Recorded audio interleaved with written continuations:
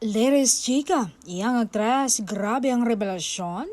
Nahuli niya ang aktor. Ito ang inihayag niya sa isang private interview sa isang chismosa slash DJ. Sabi niya, yung akala niya magaling siyang magtago. Pero ang hindi niya alam, mas expert akong manghuli.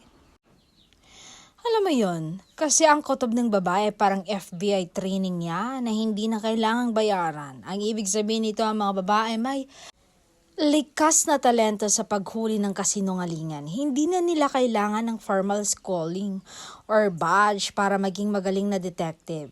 Mabosisi sa detalye. Napapansin nila kahit ang pinakamaliit na pagbabago sa tono ng boses, like sa social media o kilos ng isang tao, kutob na may resibo. Kapag may off silang maramdaman, hindi lang sila basta maghihinala. Maghanap sila ng paraan para makuha ang katotohanan hanggang sa mabuo ang puzzle. And plus the interrogation.